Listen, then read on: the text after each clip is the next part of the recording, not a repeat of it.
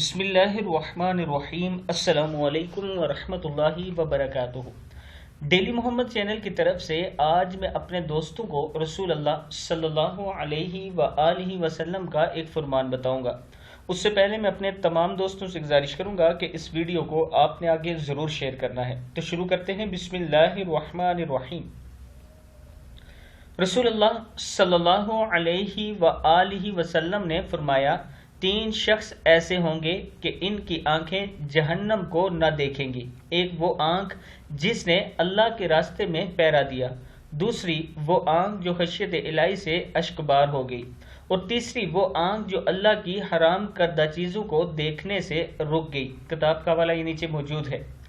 رسول اللہ صلی اللہ علیہ وآلہ وسلم نے فرمایا، 3 شخص ایسے ہوں گے کہ ان کی آنکھیں جہنم کو نہ دیکھیں گی۔ ایک وہ آنکھ جس نے اللہ کے راستے میں پیرا دیا، دوسری وہ آنکھ جو خشیت الہی یعنی اللہ کے ڈر سے اشکبار ہوگی، اور تیسری وہ آنکھ جو اللہ کی حرام کردہ چیزوں کو دیکھنے سے رک گئی۔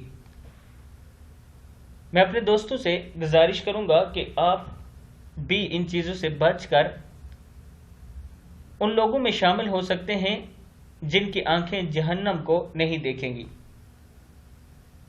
اس ویڈیو کو آپ دوستوں نے آگے ضرور شیئر کرنا ہے۔ السلام علیکم ورحمۃ اللہ وبرکاتہ۔